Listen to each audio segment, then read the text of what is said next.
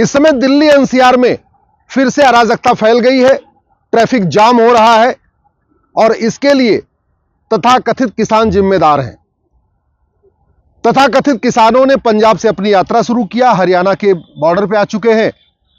अब वो दिल्ली में ना प्रवेश करें इसलिए गुड़गांव के बॉर्डर पे भी चेकिंग चल रही है, नोएडा बॉर्डर पे भी चेकिंग चल रही है, गाजियाबाद बॉर्डर पे भी चल रही है, फरीदाबाद बॉर्डर पे भी चेकिंग चल रही है। तो पूरा दिल्ली का जो बॉर्डर है वहां हर जगह 2-2, 3-3 घंटे लग रहा है दिल्ली के अंदर आने में। जानते हैं क्यों? क्योंकि ये जो तथाकथित आंदोलन है इसको बहुत बड़ी मात्रा में विदेशी फंडिंग हो रही है और वो फंडिंग हो रही है इसलिए बार बार ये आंदोलन शुरू हो रहा है। जब पिछली बार आंदोलन शुरू हुआ था उस समय भी मैंने कहा था एफसीआरए खत्म कर दीजिए। ये 2010 में कांग्रेस ने जो कानून बनाया था एफसीआरए, ये केवल और केवल भारत में अराजकता फैलाने के लिए बनाया था। इसी एफसीआरए के जरिए कनाडा से फंडिंग आती है, ऑस्ट्रेलिया से फंडिंग आती है, अमेरिका से फंडिंग आती है, खाड़ी देशों से फंडिंग आती है भारत में अराजकता फैलाने के लिए। जब तक एफसीआरए खत्म नहीं होगा तब तक अराजकता खत्म नहीं होगी, तब तक विदेशी फंडिंग रुकेगी नहीं। दूसरी जो फंडिंग आ रही है वो हवाला के जरिए आ रही है, वो खाड़ी देशों से भी आ रही है और भी अन्य देशों से आ रही है।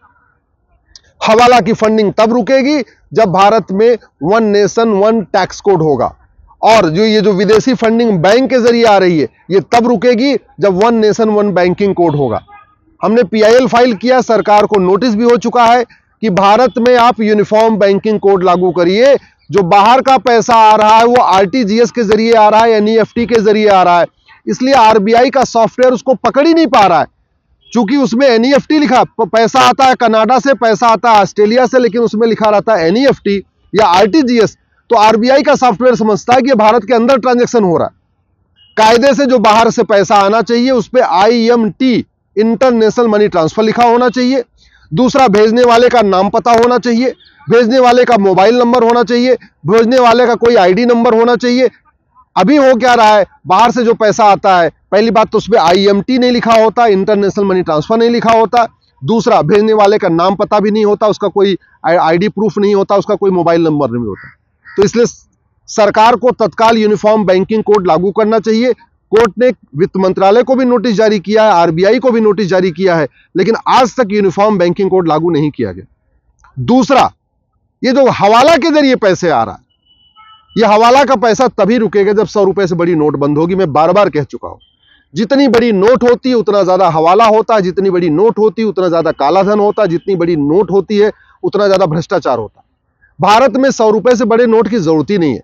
सरकार खुद कह रही है कि 80% से ज्यादा 80% लोग पर डे 100 रुपए से कम खर्च करते हैं, और जो 20% भारतीय 100 रुपए से ज्यादा खर्च करते हैं पर डे, उनके पास एटीएम, पेटीएम, भीम, UPI, debit card, credit card सब कुछ है। फिर ये 100 रुपए से बड़ी नोट की जरूरत क्या है? 100 रुपए से बड़ी नोट बंद नहीं होगी तो हवाला बंद नहीं होगा, हवाला बंद नहीं होगा तो अराजकता बंद नहीं होगी। आज की डेट में इस समय भारत में 130 करोड़ आधार बन चुका है, 225 करोड़ बैंक के खाते हैं, गरीब से गरीब आदमी बैंक में खाता है।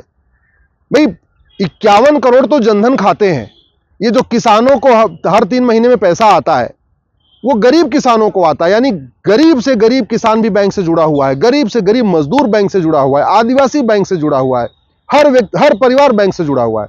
जब हर परिवार बैंक से जुड़ गया है तो 1000 रुपए से महंगे सामान का कैश लेन देन रोकने में क्या दिक्कत है?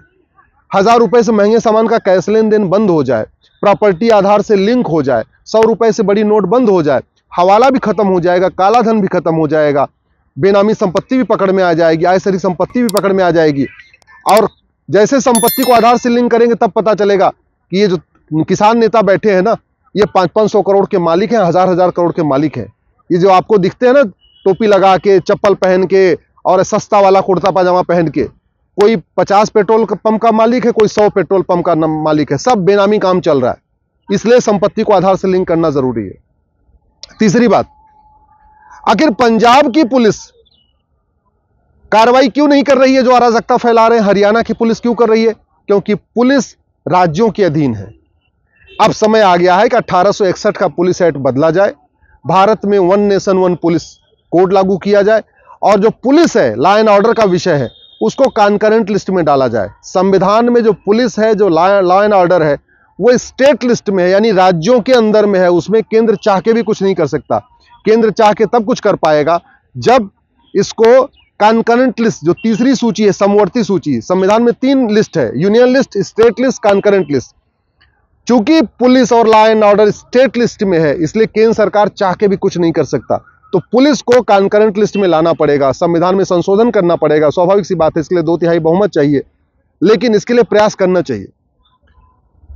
चौथी बात, ये दोबारा किसान इसलिए अराजकता कर रहे हैं कि जिन्होंने 2020 में अराजकता फैलाया था उनके ऊपर कोई कार्रवाई नहीं हुई। आपने 3-4 साल पहले भी देखा था दिल्ली में किस तरीके से अराजकता फैली थी, कैसे लाल किले के ऊपर चढ़ गए थे, लाल किले पर हमला कर दिया था, कितने पुलिस वालों को मारा था, पुलिस वालों पर लाठी घायल कर दिया था। जिन लोगों ने जो 2020-21 में अराजकता फैलाई थी, अगर उनको सजा हो गई होती ना, तो दोबारा ये फिर से अराजकता फैलाने की हिम्मत नहीं पड़ती। चूंकि पुलिस सत्ता के गुलाम है, पुलिस स्टेट के अधीन है, एक राज्य कार्रवाई करता, दूसरा का राज्य कार्रवाई नहीं करता। तीसरा, चौथा, जो जुडिशियल सिस्टम एकदम सड़ा हुआ है, न्यायिक व्यवस्था सड़ी हुई है, लोगों को सजा ही नहीं होती है। 20 साल, 30 साल, 40 साल मुकदमे चलते हैं। अगर जिन्होंने पिछली बार अराजकता फैलाई थी, अगर उनको साल भर के अंदर सजा हो गई होती, तो दोबारा बॉर्डर पे आने की किसी की हिम्मत नहीं पड़ती। दोबारा बॉर्डर पे आने की इसलिए हिम्मत पड़ी है, एक तो विदेशी फंडिंग हो रही है, एफसीआरए के जरिए फंडिंग भी हो रही है, हवाला के जरिए फंडिंग हो रही है, उनके एनजीओज को फंडिंग आ रही है, और जिन्होंने अराजकता फैलाई उनको सजा नहीं मिली। सजा जल्दी मिले, इसके लिए नार्को पॉलीग्राफ ब्रेन मैपिंग कानून बनाना पड़ेगा। मैं गारंटी के साथ कहता हूं, आप 4-5 किसान नेताओं को पकड़ के उनका नार्को टेस्ट कर लीजिए, पॉलीग्राफ कर लीजिए, ब्रेन मैपिंग कर लीजिए। बाकी तो छोड़िए, आप एक बार टिकैत को पकड़िए। टिकैत के पास कितनी प्रॉपर्टी है, अखबारों में आ चुका है। टिकैत के पास कितना आय से संपत्ति है, सबको अखबारों में आ चुका है। एक बार आप टिकैत को पकड़ लीजिए और टिकैत का नार्को टेस्ट कर लीजिए, पॉलीग्राफ ब्रेन मैपिंग, सारा सच सामने आ जाएगा। और ऐसा सच सामने आएगा कि पूरा भारत स्तब्ध हो जाएगा। किसानों की आंख खुल जाएगी कि हमारा किसान नेता है क्या, इतना उनके अंदर काला सच छिपा हुआ है। एक बार आप टेस्ट करके देखिए तो।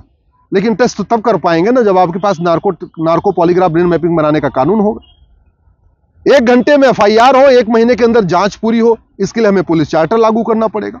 साल भर के अंदर मुकदमों का फैसला हो, इसके लिए हमें जुडिशियल चार्टर लागू करना पड़ेगा। और तीसरी बात, जिसके पास बेनामी संपत्ति हो, जिसके पास आय से संपत्ति हो, जिसके पास कालाधन हो, उसको 100% जब्त करने, उसकी नागरिकता खत्म करने और उसको आजीवन कारावास, फांसी देने के लिए कानून बनाइए। मैं गारंटी के साथ कहता हूं, ये जो बार बार अराजकता फैलाई जाती है, कभी किसी बांध के खिलाफ आंदोलन शुरू होता है, कभी किसी खिलाफ आंदोलन शुरू हो जाता है, ये सारा बंद हो जाएगा। शांति आएगी, समृद्धि आएगी, खुशहाली आएगी। कानून घटिया है, इसीलिए अराजकता है। कानून कठोर हो, दंड साल भर के अंदर हो, जस्टिस विद इन ईयर हो, 1 साल के अंदर मुकदमे का फैसला हो। मैं गारंटी के साथ कहता हूं, ये भारत में कभी माओवादी अराजकता फैलाते हैं, कभी नक्सली अराजकता फैलाते हैं, कभी खालिस्तानी अराजकता फैलाते हैं, ये सारी अराजकता खत्म हो जाएगी। केवल किसान आंदोलन खत्म नहीं होगा, माओवाद भी खत्म होगा, नक्सलवाद भी खत्म होगा, अलगाववाद भी खत्म होगा, कट्टरवाद भी खत्म होगा, जिहाद भी खत्म होगा, मजहबी उन्माद भी खत्म होगा। ये राहुल गांधी अराजकता कैसे फैला रहे हैं? क्योंकि राहुल गांधी बाहर हैं। राहुल गांधी जो जातियों के आधार पर बांट रहे हैं, वो कैसे बांट रहे हैं? बाहर है। अगर जस्टिस विद इन ईयर होता, साल भर के अंदर मुकदमे का फैसला होता, इनको सजा हो चुकी होती है, तिहाड़ में होते, तो बाहर जाति के जहर घोल पाते क्या? ये तथाकथित किसान नेता जो बार बार अराजकता फैला रहे हैं, क्यों? क्योंकि वो बाहर हैं। अगर पुलिस रिफॉर्म हो, जुडिशियल रिफॉर्म हो, एडमिनिस्ट्रेटिव रिफॉर्म हो, साल भर के अंदर मुकदमे का फैसला हो जाए, तो ये जो बार बार अराजकता फैल रही बंद हो जाएगी। ये माओवादी नक्सली जो जिंदा है, क्यों? क्योंकि उनको फंडिंग आ रही है। 1 नेशन 1 टैक्स लागू हो, 1 नेशन 1 जुडिशियल कोड लागू हो और वो यूनिफॉर्म बैंकिंग कोड लागू हो, उनकी कमर टूट जाएगी, शांत हो जाएंगे।